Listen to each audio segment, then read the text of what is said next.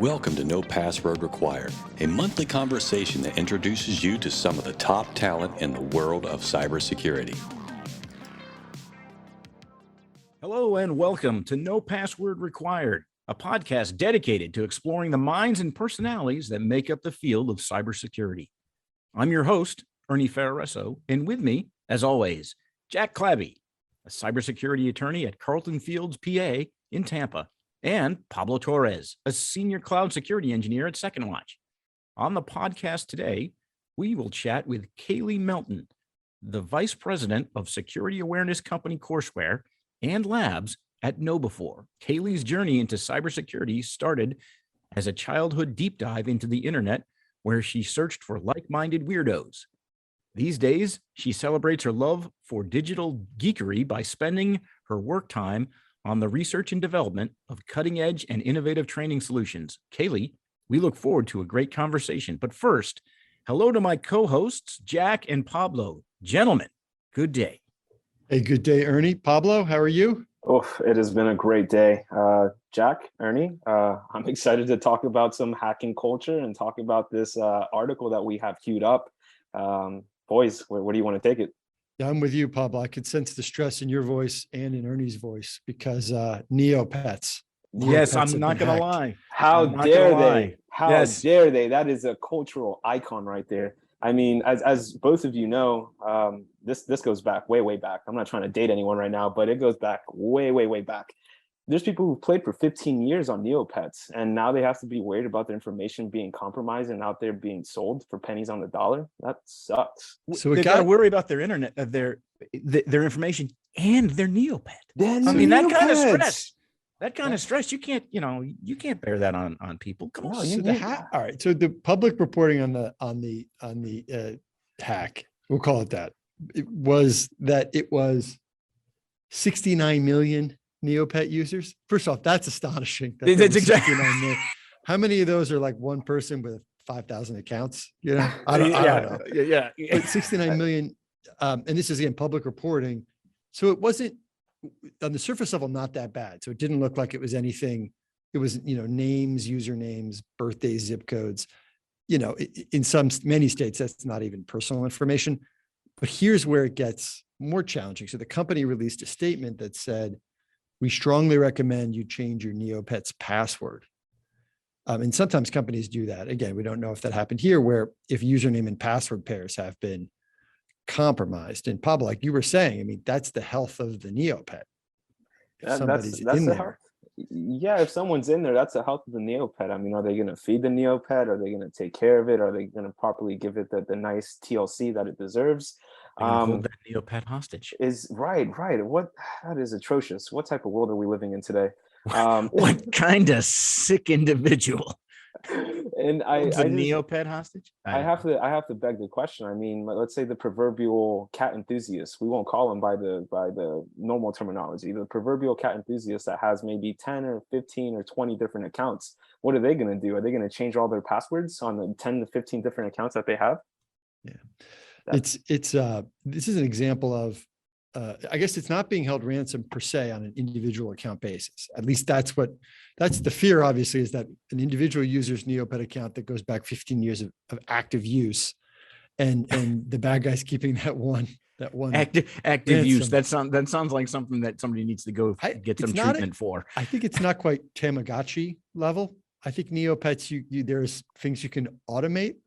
Whereas because I first saw this, I was thinking, how is Neopets different from Tamagotchi? And then I was reminded that they both are spelled and pronounced differently, and they're not the same. Now that's classic right there. That's excellent. Virtual. Thanks for that. Right. But I think the bad guy's MO here was he took the entire set, all the personal information, and was selling it for four Bitcoins.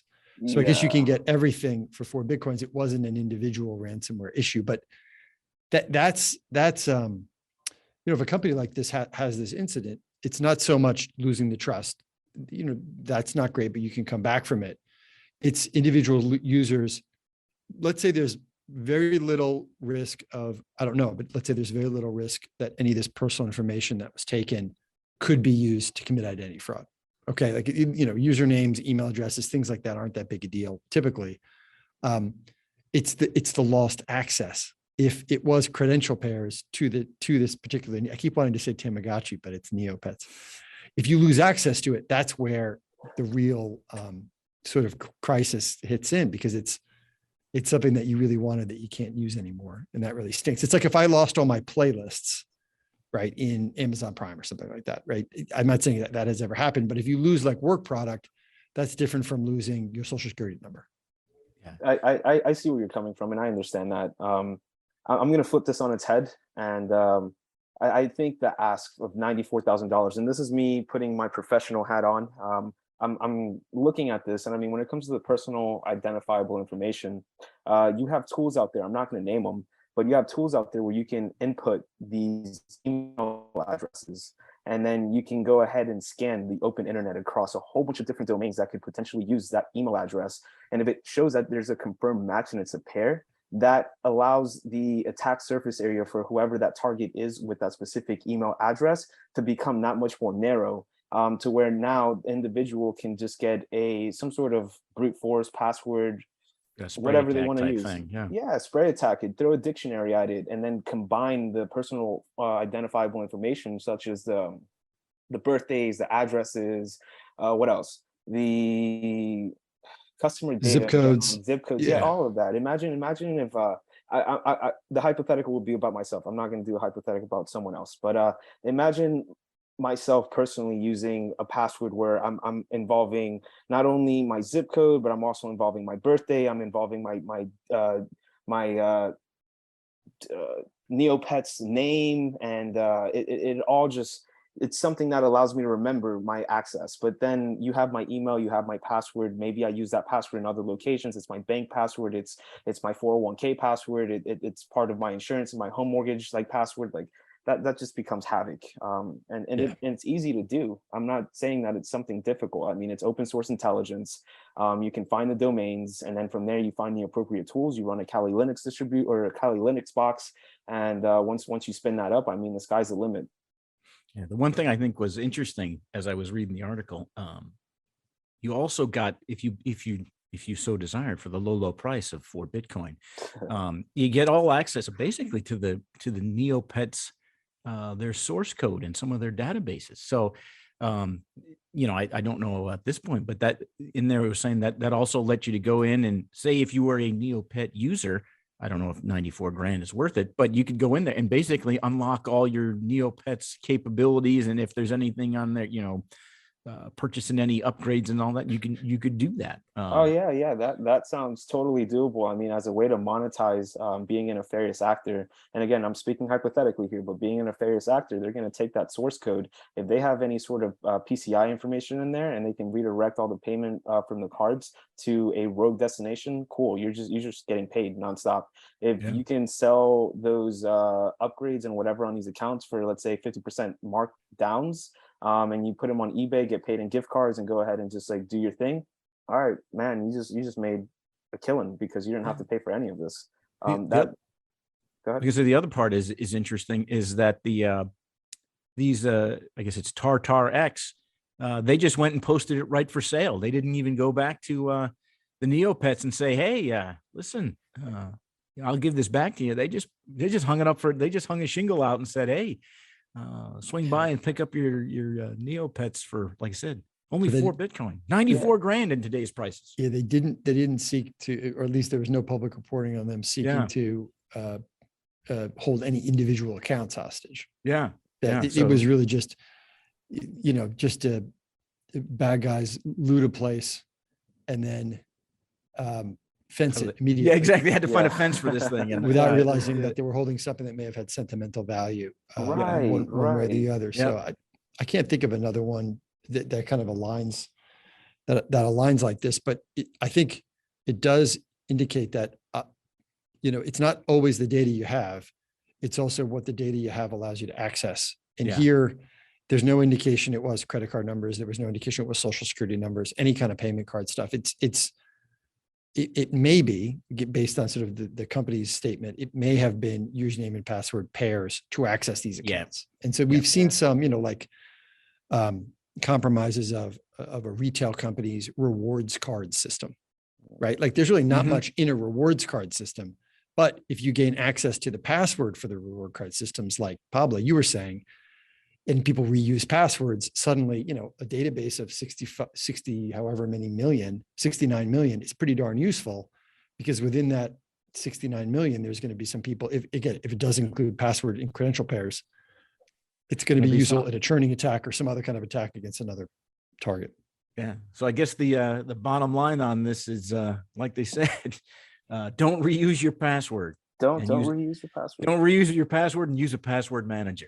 Jack, to your statement, think about the conversion rate when we're talking about 69 million different user credentials, and if we're talking about a very basic standard 2% conversion rate, we're looking at 1.38 million different users' credentials that could potentially be accessed. That's 1.3 million individuals that could be compromised outside of the Neopet world. Yeah, that sucks. Yeah. Well, that's why I always use elaborate passwords from the world of Disney's Tarzan. And there you go. Nobody really saw that movie, so I'm gonna. That's no one. Can you name a character other than Tarzan? I'm gonna go change your passwords for you right now. I was gonna say, isn't Jane in there? Oh, there's got to be a changing Jane, right? Changing it quickly. That's it, Jack. It's gonna be the Aristocats now. This is my next. DEFCON 5. Go change your passwords. Okay, and that being said, we're going to take a quick break. And when we return, we're going to talk to Kayley about the Craigslist ad that changed her life. Looking for more no password required content? Follow us on Twitter, Instagram, Facebook, and LinkedIn at No Password Pod. Welcome back. Our guest is Kayley Melton, the Vice President of Security Awareness Company Courseware and Labs at KnowBe4. Kayley, welcome to No Password Required. Thank you. I'm happy to be here. So tell me a little bit about what the Security Awareness Company Courseware, what is that? What does it do? And labs, I mean, I'm thinking, do you wear like a lab coat and, that type of thing walking around the office, or? No, it's not that cool, unfortunately, but it is still pretty cool, and a mouthful. Basically, what happened, I worked with the Security Awareness Company, founded by Win Schwartau, for several years. Friend of the show, by the way. Friend of the show. Yes. Yeah. And we were able to grow the Security Awareness Company to the point that KnowBe4 became interested in acquiring us. So basically, SAC is the short way of saying Security Awareness Company. SAC Courseware and Labs is our little division within KnowBe4 as a whole post-acquisition. And we create the content for our training platform. Courses, newsletters, videos, any type of training that you can imagine, we've probably made it and uploaded it into the KnowBe4 training platform. And the labs part is definitely the most exciting part, but unfortunately it's a bit like Fight Club and I can't really talk about it. But basically we do all the innovative experimenting and pilot products and things like that. So like KnowBe4 is, I mean, it's a major brand name. Everybody knows it in the cybersecurity community. And I think a lot of folks would want to know how to work there, but it sounds like your path was work for another company that got on their radar. Yeah. How did you come to, like, tell us a little bit about your career path, how you came to SAC, kind of how you got interested in this stuff? Yeah. So in middle school, all the way back in middle school, my uncle was getting his certification. I don't remember exactly what it was, but he wanted to start a local ISP back in the DSL days and a computer repair business. And I helped him out actually in getting that certification by taking some of the networking courses for him. Oh, wow. That's awesome. Yeah. How did he do on those courses? Yeah, I was going to say, yeah, pretty well, I guess. He passed. That's awesome. He passed. Yeah, and from there, we were both kind of getting into the computer stuff together, I guess you could say. He was the first one to share an exe that I could send to my friends and open their disk drive on their computer and pop up funny messages and things like that.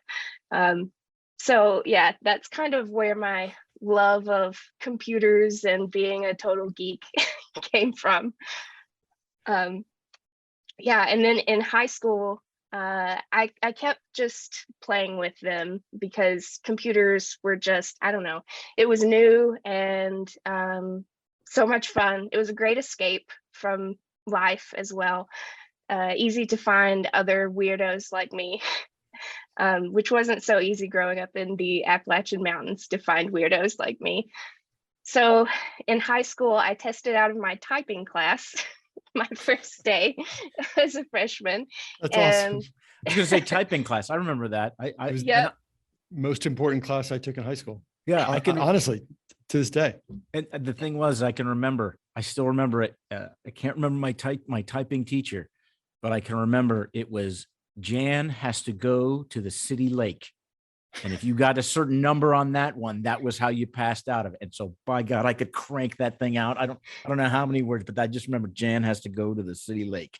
So what do they do, Kayley? What do they do? All right, so you test out of that. What do they do with you? So from there, I elected to go into an A+ class. So just kind of following that networking vein. I was put into a class with a lot of juniors. It was kind of an advanced class, I guess, and was definitely one of the only women in the class. Also, definitely the only woman who took it seriously. But unfortunately, because my computer teacher was sexist, he never learned my real name. He never took me seriously. He never let me go with the guys to set up networks in classrooms and set up tech for movies and things like that. Yeah, the guys would goof off and share answers on their quizzes, and I was over here like telling them to hush so I could focus. Yeah. And yeah, even still, I was never able to get his respect. And honestly, that was really discouraging. I kind of just left it and kept kind of learning programming through making websites, playing around with design programs, that kind of thing. So yeah, I went to college. Sorry, go ahead. I was going to say, dang, you showed him though, didn't you? Yeah. Right. I mean, yeah, listen, you don't get to be the vice president of anything just by slacking. So man, you really good. That's right, man. He might be listening now, but he probably can't get the headphones to work. That's exactly correct. Exactly. Exactly. Oh, yeah. Sticking it to the man. That's what I like to hear. Exactly. Literally. Yeah. Do you continue on like a networking path then when you leave high school? What do you do next? No, so I was the first person in my family to go to college, and no one encouraged me to go to college in my family. The people in school did for sure. But I decided to go to a college several hours away, a self-described bougie college. And being from the Appalachian Mountains, generational poverty, all sorts of things that we associate with that area are true in a lot of ways. I was just a fish out of water. It was such a shock to see what life was like outside of my little bubble. And I really struggled to find my footing, to even know what careers I could take after college, what classes I might need to take to get to those careers. So I kind of just decided to major in what I was interested in. And that happened to be fine art. I'm a classically trained painter, and in addition to all the other stuff, you're a classically trained painter. That's pretty cool. Yeah, classically trained oil painter. That was your aunt. You had to take some painting classes for her business. Right. That's Exactly. awesome. That was happening at the same time that all this is happening. You're also painting? Yeah. Oh, Yeah. cool. Yeah. And I still do. But after college, so I majored in fine art, got a double minor in sociology and religion, and none of those things are marketable whatsoever, at least not right out of college with only a bachelor's degree. So I fell back on the geekery that I indulged in middle school and high school, and used my skills in programming websites, which I'd done freelance jobs and things like that.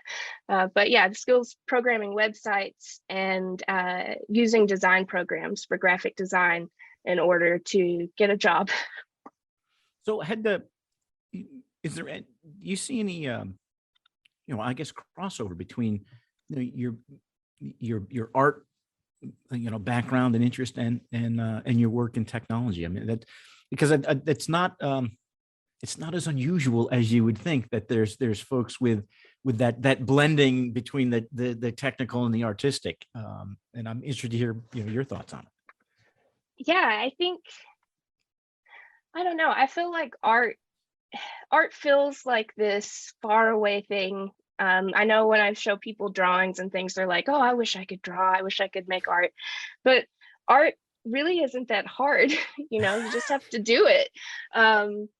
And keep doing it and keep practicing it. But it banks on this creativity that helps fuel the art. Mhm. And I believe that my creativity has been key to doing my job well at any point in my career. Sometimes, of course, it's directly related. I started with the security awareness company doing a lot of graphic design, layouts, putting courses together, things like that. But over time, it's just spending so much time fostering and fueling your creativity helps you do critical thinking better. And you can come up with out of the box ways to approach different topics or concepts or solutions that maybe you wouldn't get to if you didn't have that injection of creativity into it.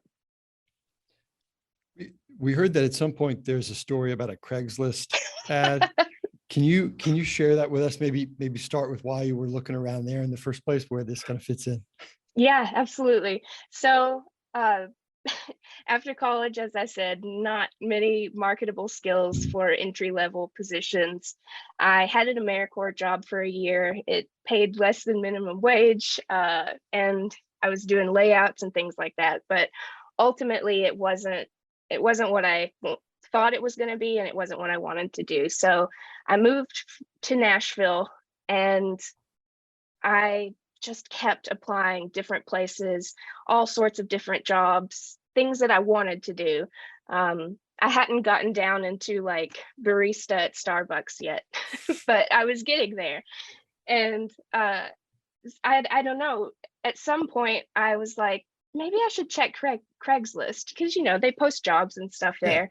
Of course, knowing it's Craigslist, the connotation of that. And I came across this ad for a job that seemed honestly too good to be true. It was really snarky. The listing itself was probably 2 or 3 pages long. And it sounded like it was a job that matched the skills I had perfectly. And if the company was anything like this irreverent, in-your-face ad, then I felt like it would be something I wanted to explore. So I contacted them, sent in all my job application stuff, and received a call I think it was the same day. And they said they were interested in interviewing me. Here's the address for our house. And come at this time. It sounds good, right? Yeah. Better than a storage unit, not as good as an office building. Somewhere right this is in true. the middle. Yeah. Exactly. And I didn't I didn't really think about it clearly. Maybe I would have taken someone with me at least to sit in the car, but yeah, I pulled up to this place, walked up to the door, knocked, and they let me in, and it was Win Schwartz's house. Yeah, I wouldn't have gone in. No one win that. Yeah, you know, that's Exactly. I would have seen that. Exactly. That's awesome. Yeah. My first interview question, although I didn't realize it, was, how do you want coffee and how do you like it? And I said, yes, black. And he said, that's the right answer. So yeah. Is Craigslist still a way that you that now SAC and KnowBe4 are finding talent like yourself, or have you guys No. moved on to other? Okay. No, definitely not. We did, though, in the early days of SAC, before we were acquired by KnowBe4, we did use Craigslist to get more people. And interestingly, it kept working. Like the people that we hired along the way, almost all of them are still with me now. Well, I wonder if it's that that underground culture that kind of runs underneath there. You know, that's the I'll call it there's the hidden job market, and then there's the hidden job market. And maybe that's the, you know, maybe that's it. So, yeah, maybe. Yeah. Right, so in your current role now with what you do, I know you can't tell us too much about the nuts and bolts of how it happens, but what for you is the most fulfilling part of your current role? I think the most fulfilling part is seeing my division, like the individual people that make up my division, flourish. It's so rewarding to help them see their strengths and their talents that maybe they didn't realize they had or didn't have as much confidence in, and help them grow those, evolve them, and become leaders in their own right, get promotions, take on new responsibilities. That's honestly the most rewarding part.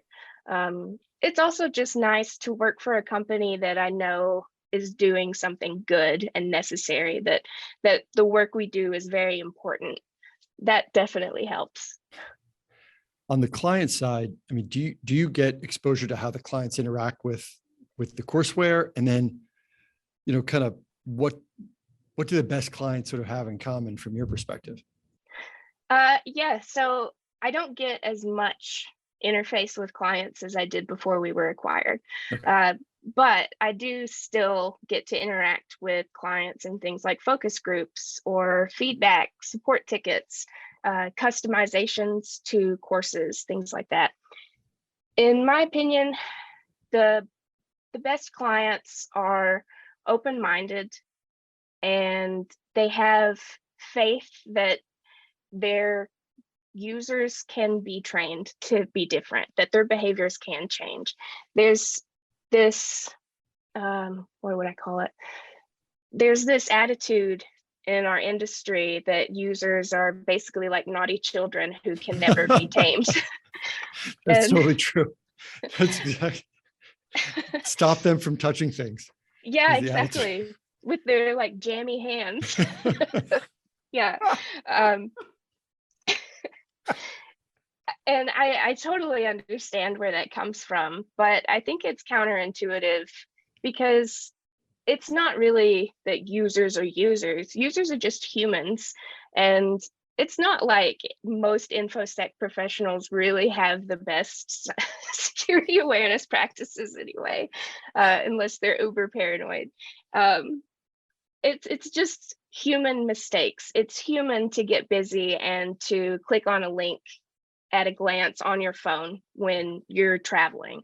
It's human to want to help someone whose arms are full and is trying to come in the door without a badge. Yeah. And I think that, so all that to say, the best clients understand that humanity and are willing to work with it rather than, oh, they're just users. You know, we had a similar one of our previous guests, Rachel Toback. That was she believes that same thing, and it's, you know, working to shift the narrative from people are the weakest link to people are your first line of defense. And that's sort of, I think you're talking that same thing is how do you, companies that believe in empowering their people rather than, expecting them to do dumb things. It's more like, hey, they've got to do their job. They're going to be busy. How do you give them the right tools to be safe and such? That's yeah, exactly. And I think a good program, like a security awareness program, also makes people understand that the things they're learning apply to their personal lives as well. Because if they're able to connect it into something that's beneficial for them and for their family and loved ones, then it becomes second nature. It's not something you have to learn for the good of the company. It's more personal. It's more useful to everyday life. Kayley, I know you're out in the community and pretty well known, but can you tell us a little bit about your first microphone in hand sort of speaking engagement? Yes. So I've given a lot of webinars and talks and things like that, but my first, as you say, microphone in hand speaking engagement was just this past April at KnowBe4 and I was doing a dual talk with my colleague Anna Collard, who also works for KnowBe4, and we were talking about how to make your training engaging, like tactics to make your training engaging and effective. That morning I woke up and felt a little odd. I'd had, a couple drinks, nothing crazy. So I thought maybe I'm just really sensitive to it. The day went on and I discovered I had food poisoning from the seafood in the hotel. Oh no. Oh no. The old bad clams. They always come back. That's how it is. Exactly. Yeah. Yeah. So I was dealing with that, trying to be present at the conference, trying not to spew all over everyone at the same time. And it was down to maybe an hour before my speaking slot. And finally I was able to not look like a sweaty white pasty mess, like be present and a person. But yeah, luckily it cleared up that hour before, and Anna and I went on the stage and it went great. We convinced the DJ who was playing a little bit of music between the speaking sessions to play Canned Heat by Jamiroquai for our intro music. That's awesome. And yeah, it went amazing. There at the end during the audience Q&A, we had said one sentence about a new feature that KnowBe4 had, and apparently this was a sore topic for the people in the audience. Okay. It was barely related to what my talk was about, and it was just question after angry question, it doesn't work right. It doesn't work this way. Why doesn't it work? And at a certain point, I just had to be like, hey, can we just keep the questions to the scope of my talk, please? This isn't a help desk session. Yeah. Right, exactly. There's an agenda with specific topics. You're going to need to go to the website. Please post your comments there. Exactly. Our tech team will be taking these on outside. The vending machine in the lobby outside doesn't have enough Snickers bars. Exactly. Please address that. Yes. Exactly. That's the problem with unvetted questions like that. You're thinking really, this is, it's not a town hall per se, but it almost is like that sometimes at a big conference. That's part of the excitement and almost the danger of doing something. You never know what you're going to get. Yeah. There were a lot of great questions, but I don't know. There was something about that new feature, which was in a beta to begin with. So it wasn't fully fleshed out anyway. It's funny how they catch on to that and they just write. And then it was yeah. And that's another thing. Exactly. And then there's another thing. They started talking over each other. That's and right. It was crazy. It builds to a riot. It's just never. That's a great the takeaway from things like that is always that's awesome engagement from customers that they care, and then two, they're asking because they obviously trust that you're going to do something about it, and that's two pretty cool things, and it beats the apathy problem. Yeah, what you're doing is killing it, I guess. That's true. Yeah. I mean, that. I guess it's. And if we follow that, even the next, if it breaks out into a full blown riot, you have the best customers in the world. I think that's exactly correct. If they are that passionate, that's the bar. if they are that passionate that they're willing to take it to that level. I mean, speaking of rabid fan bases, I want to ask a Star Wars question. Oh, okay. I believe you've described yourself as Han Solo-like. Outside of intergalactic smuggling, how are you similar to Han Solo? Yeah, so I thought about this a bit and I decided it was Han, because Han was used to being a lone wolf, and that's kind of how I started into adulthood. I was a lone wolf. He didn't exactly have good people skills. He had a really rough exterior and not exactly the greatest attitude. And he built such a strong wall between himself and others that he couldn't even accept love and love in return until, the pivotal moment, like, I know. That's right. So I felt like his character arc matches how my life has gone, because I didn't let people in, and even though I'm very smiley and giggly now, I wasn't always, the happiest person, a little touchy. And it was ultimately by finding community, finding something that I was passionate about, and learning that being loved and loving is not dangerous. So with Han Solo and you, did you shoot first? Clearly. Of course. That's right. All right. Come on. I thought you were going to do a scruffy looking Nerf herder. Who's right? Scruffy looking. That's right. So if that's who's if you're Han Solo, who's Chewbacca? Yeah. Your best bud traveling through the universe in the Millennium Falcon. Yeah. I know that I should probably say this person is technically Leia, but I would say my husband is my Chewbacca. It's okay. He's my ride or die, All right. Yeah. Kayley, what do you have going on now? Do you have any projects that are upcoming that you're excited about? Yeah. So speaking of Win Shortau, I am illustrating a book with him. I'm not sure when it's going to come out, hopefully by the end of the year, but it is how would I say this? He told me to be mysterious if I mentioned it. So early in the 90s, he wrote the book InfoWar, after testifying to Congress that information warfare would be a thing. Imagine that, 2022.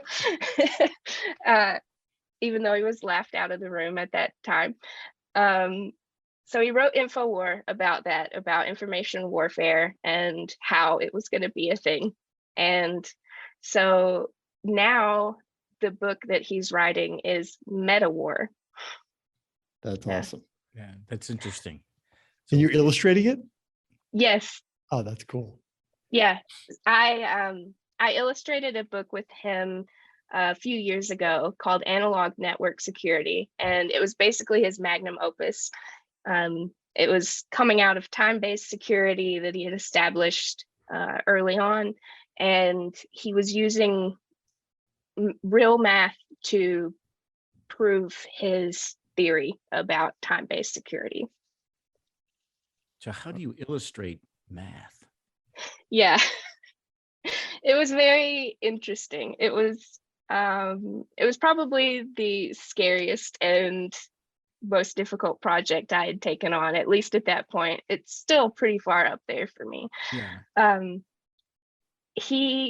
Our goal was to create a book that was unlike any other information security book out there.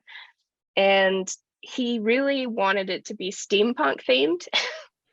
I tried to convince him otherwise, but I think it turned out okay. And the thought process behind the layout of the book, there's this, each page has like the body of text, but then there's a sidebar on every page where we added like extra facts or win commentary, because as you guys know, he has an awful lot to say and a very particular way of saying it. So I wanted to preserve some of that, and I put that in the side. And I just wanted it to draw the reader in, to make it a book about a really heady, dry topic, but make you want to keep flipping through it anyway. Cool. And yeah, I think we were able to accomplish that. Now, whatever Meta War ends up being, I don't think that it's going to be quite as illustrated as that one was. I like the high concept though. Yeah. I like, it's going to be analog network security, but steampunk. This is going to be Meta War, but entirely underwater in submarines. That's right. Submarine aesthetic. Making notes. Submarine aesthetic. But everyone lives in the tops of trees. All right. Well, all right. Well, thank you, Kayley. We're going to take a short break. And when we return, we're going to put you through Ernie's lifestyle polygraph. So everybody stay with us. You're listening to the No Password Required podcast. We cover cybersecurity and a lot of other stuff. Okay, welcome back. Kayley, are you ready for the lifestyle polygraph? Just so you know, yes, you say you're ready, but are you ready? Because the lifestyle polygraph is a series of questions. These questions we use to probe the inner workings and minds of our guests on the show. In national security circles, the lifestyle polygraph is used to determine one's eligibility for access to the nation's secrets. But here, we're going to use this so that we can access some of your greatest secrets. And so here we go. We're going to start here. A very difficult question. Okay. Here it is. You recently finished watching all of the Star Trek movies in order. What did you learn from that experience? I learned Mr. Spock does not like punk music. Okay. Data, really? Yes. Data should never be underestimated in matters of Android hookups. I mean, that, you see, that in my mind, that'd be like you would think, right? Of course. I mean, Yeah. Who else to speak clearly about Android to Android relationships? And finally, that my partner has a very small window of tolerance for that much Star Trek in one go. What was the time frame that this? Are we talking like months or a shorter No, period? like a Whoa. week. Wow. Yeah, you're talking. Yeah, I mean, you're talking Wow. like Jim Kirk and the with the bald lady, from start one and then all the way to All the way. Captain Picard traveling through time with the new guys or the Yes. yeah. Yeah, the only Star Trek series that I haven't watched is Enterprise, the Scott Bakula series. So I didn't watch that movie either. There's an Enterprise movie, but yeah. Oh, so the new one did you include the new ones like the Chris Pine ones? Yeah. Oh, yeah. cool. Okay. Yeah, I love those movies Those are too. cool too. So that's awesome. it's going to kind of go off track here a bit, but it just seems like they cheated, right? What did meaning we have the whole, William Shatner, Captain Picard, and then what do? Well, we're just going to snap our fingers and erase that whole timeline and then start all over again like it never happened. I mean, is that right? I mean, is that what Yeah, happened? I mean, sort of. Yeah. Yeah. They had Leonard Nimoy in the first one, I Yeah. believe. So they tried to make because it wasn't match. he? And didn't he come back in time? Wasn't that what it was? Yeah. He came back in time to visit with himself and says, Spo- "Hey." spoiler alert too here. Oh yeah, Right. sorry, Right, I yeah. got to say that. Spoiler Right. alert here. Yeah. But ultimately, I think it was just a little bit of a cop out, so they could do totally new stuff. I got to be honest with you. When I see time travel in movies, unless the movie is about time travel's like that's like the get out of jail free card for the for plot holes. Well, we time traveled. Exactly. It was an infinity stone. That's that right. let me do it. That's exactly correct. I went back and watched original Wrath of Khan maybe a month ago. It popped up on a streaming service again for free. And so I've been revisiting it, but not in order, Kayley.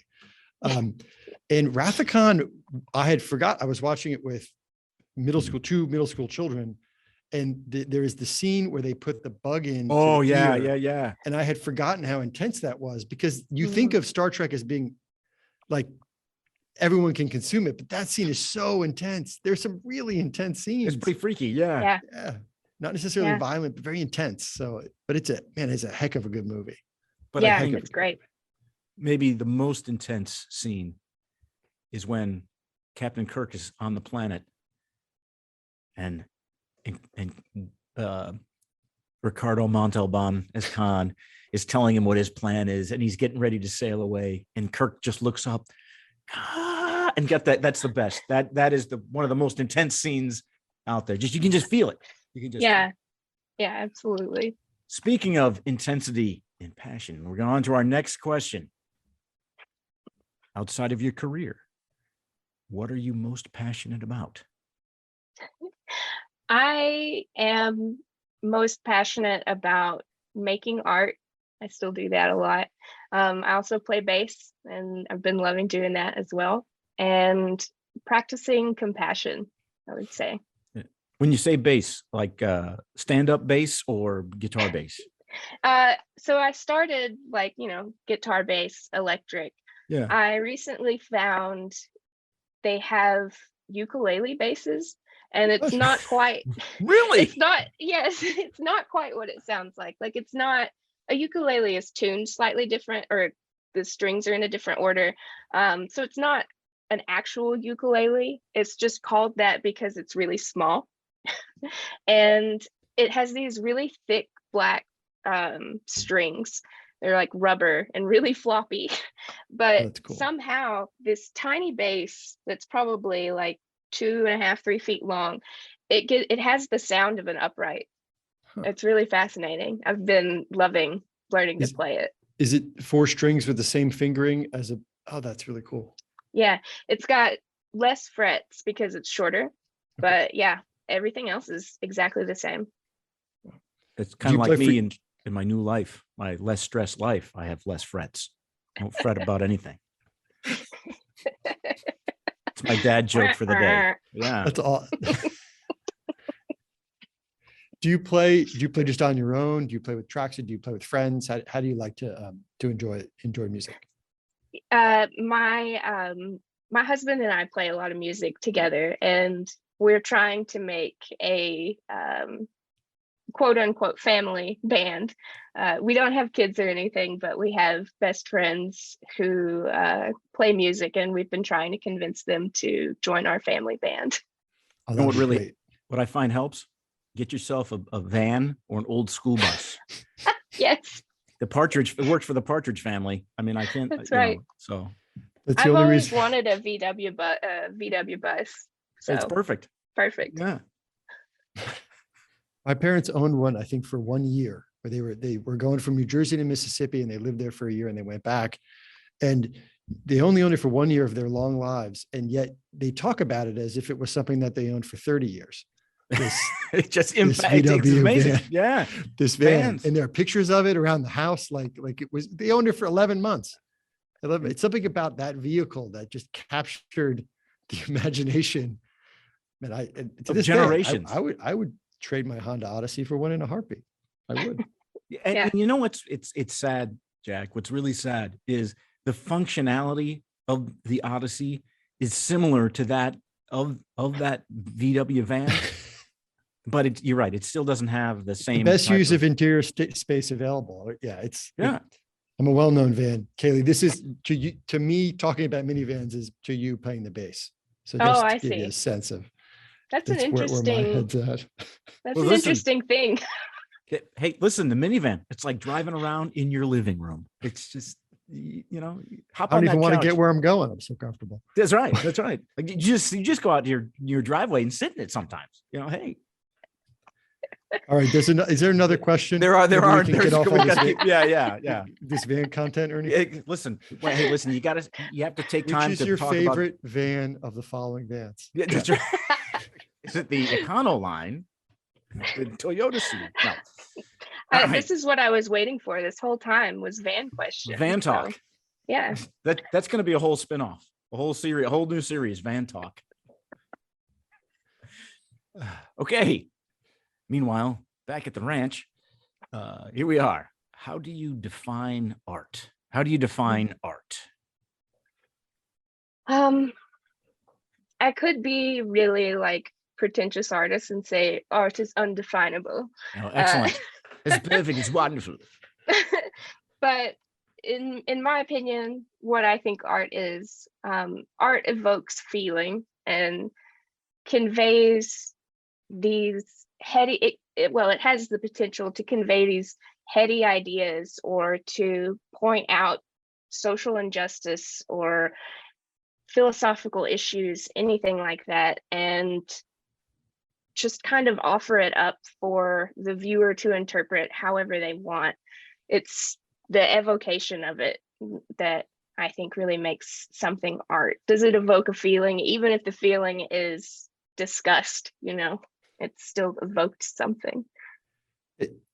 As a classically trained artist, like if you encounter, like stuff that maybe isn't as well done, do you pick up on it? You think more? Because as somebody who's not classically trained, I can sometimes tell what's good and what's not, but you have extra levels, obviously, of training. Can you still enjoy like, a good ad in a magazine or, something that's more popular? Or do you feel like you're, like once you've tasted the fine wines, you can't go back to Bud Light? Like, can you still, how does that impact you're making your way through the world of art? Yeah, it definitely has an impact. I'd like to say that it didn't, but it doesn't, but it does for sure. I can very much tell when someone is a beginner artist or a student artist who thinks very highly of themselves, as many art students do. Exactly, that never happens. Yeah, I can tell. There's just something about the quality of lines and the subject matter and the attitude that make it very obvious. Yeah, I would say I can tell, but it doesn't stop me from enjoying regular everyday things. I mean, I'm not a huge fan of ads and commercials in general, but yeah, I know what you're saying. It definitely doesn't hurt. And art, being an artist, you can take inspiration from anywhere. And so those things are also just fuel for inspiration. And on the subject of art and artists, we have a two-part question. I'm ready. This is from one of the 20th century's greatest artists. Is Bob Ross an artist? And are you the Bob Ross of cybersecurity? Wow. Okay, so I believe Bob Ross is absolutely an artist. I think it's incredible that he was able to paint so many landscapes in so many different ways, so quickly as well. A lot of that stuff he just put on the canvas, even when he was creating the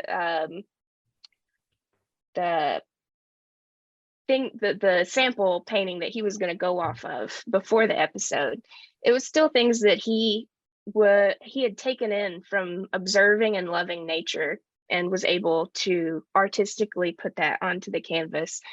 Just because he did it so often and so many repetitions of some of the same paintings, I don't think that matters. I mean, some of the great artists, like, of course, they all leave my brain, like Monet, he would paint the same thing, the same exact scene over and over and over and over again. All artists do that. People who can't paint hands until they can paint hands. So yeah, I think he was absolutely an artist. Yeah, and that happy little tree right over there, put a little log cabin over there. Exactly. Yeah. We're gonna use that fan brush.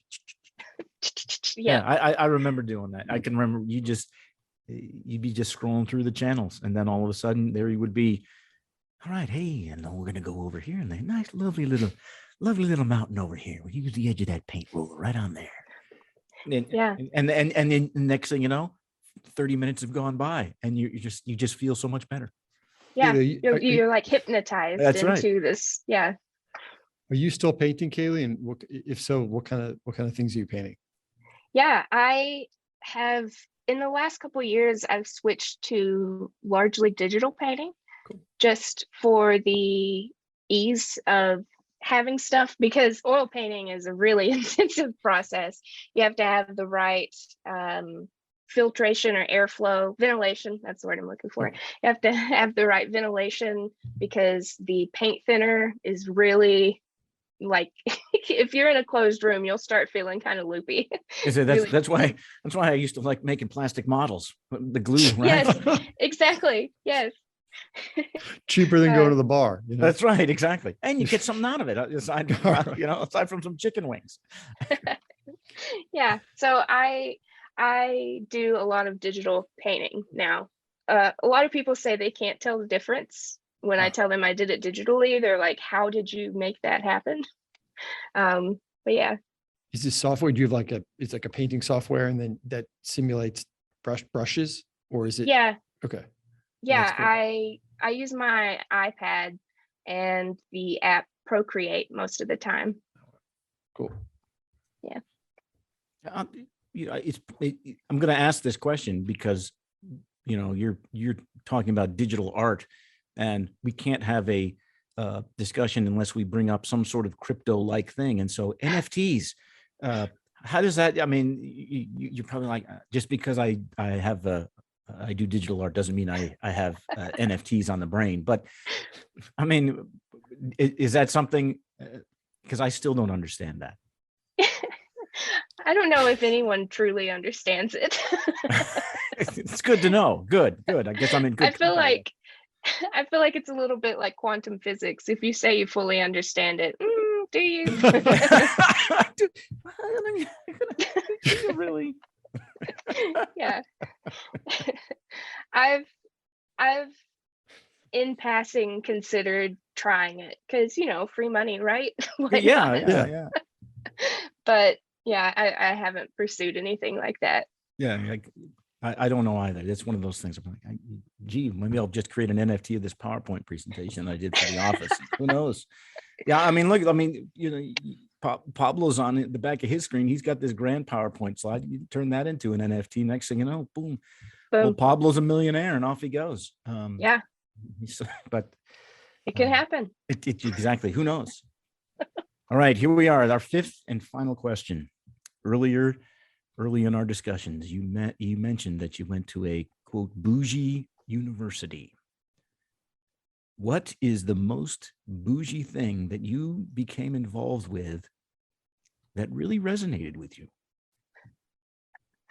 Resonated positively? We'll just leave it at resonated. Okay. All right. So the first thing that comes to mind, the first few days that we were there were freshman orientation. And we were divided into little groups based on what we thought we might major in. Looking back, I think I also got a bougier group than others because art. But there was this day in particular, we were going to a garden party at the president's house. And that's already pretty bougie. Yeah, I was gonna say. Yeah. Most people just go to a party, let alone a garden party, right? And then at the president's house, forget it. I know. So on the way there, we were riding with, I can't remember what they called them, but they were basically juniors or seniors that were assigned to these groups to kind of mentor the new freshmen. So I was kind of just sitting and witnessing this conversation, driving in this woman's car on the way to this garden party.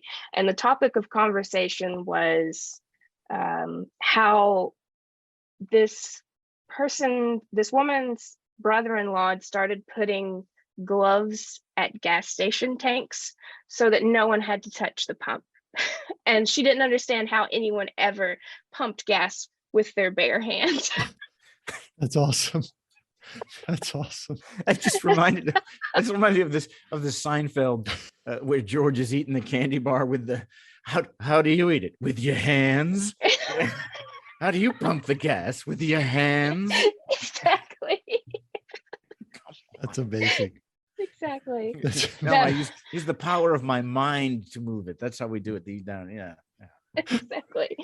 Yeah, that was like day 2 or 3. And I was like, oh no, what have I gotten myself into? This isn't a thing that people should be talking about. This No, isn't a I topic. was raised on a farm. It's if you could only know where these hands have been. Exactly. You almost just want to like what's the most ridiculous thing then you could say next? You should exactly have said that. Yeah. I've given birth to a live calf, you know? But you had to put your hand on their shoulder when you do that. Deep. Yeah, exactly. You reach over and just pat them on the shoulder. Here. Yeah, Your point. Oh, your hair. There's very out of it's place. lovely. You got something to hold on. That's awesome. Well, Kayley, thank you for joining us. That brings us to the end of our conversation. That said, if our listeners would like to connect with you, how can they do that?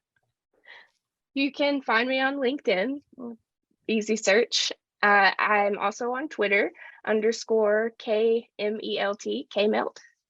And if anyone is interested in the art I do, I also have an Instagram that is Kmelt, KMELT.art.